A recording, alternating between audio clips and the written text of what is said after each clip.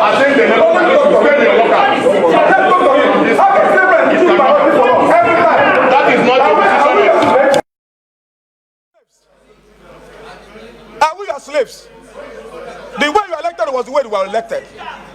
Are we your slaves? How else you can suspend me here? Are we your slaves? Every time you keep on picking leadership for us. We are not your slaves. Whether you like it or not, the way you are elected was the way we are elected. We are not your slaves. So you can actually see from the video that I put where Senator Tony nwoye was actually tackling the Senate president. That was last year. He was actually fighting him based on imposition of leaders. He was telling him the way you are, you can suspend me anyhow you wanted to. You can suspend me. Okay, now you see by the side of the video, you see how cattle was actually destroying some crop in the farm. Now let's now put it together. Let's add the mass together. For example, now is there any time has there been any senator or a rep that has been suspended for tackling the leaders, the people in the position of authority about the implementation of the law that will protect farmers? Has there any senator or a rep? Has there any?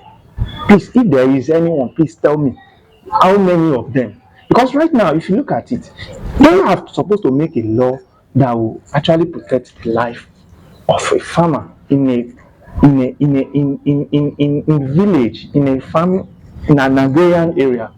Of recent now, there is a conviction of a man, Jackson Sunday, in my previous video, which was convicted of a murder. Meanwhile, he was actually fighting the oppressor who have trespassed on his farm.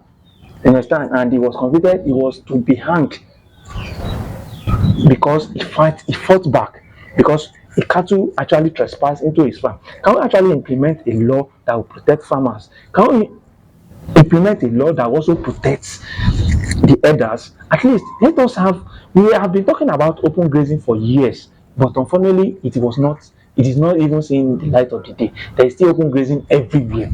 There is still open grazing all over the places. Now let's talk about some of the violence that was recorded so far this year. Now let's talk about the people that was actually killed during a confrontation between the two people. It was reported on the Punch that 24 people lost their life. At this 22 people actually lost their life between cocoa farmer and alleged produce thieves in the agrarian community of Bemi Mutin in the Ovia Southwest local government of Edo. Now, the report by the police commander I can't confirm Ayato. Tragically, the violence began on Thursday night and escalated the following morning when sympathizers of those killed launched a counter-attack leading to more fatality. Now, in another issue in another incident that actually happened again, there was a report that a man, Ebo and Christopher Bello, were reported murdered on their farm by suspected killer herdsmen. Now, another account also have it that aside from the life taken from a devastator, the governor Monday Akpabio revealed the militant also destroyed farm produce worth millions of naira. They also destroyed millions of naira. Now, the state of insecurity in the community, the level of insecurity as in the farming community has been one of the reasons why there is a food insecurity in the country. There's no lie to that. Let's talk about the report that was published in 2024 about what food program identified persistent violence in the north as a factor in hindering food availability and access. There's no doubt to that. Additionally, banditry and kidnapping in the northwest and farmer area conflict in the north central have exacerbated the prevailing economic struggle, the report states. Now, in this year, January, let's talk about January. In January, we have a lot of reports about it.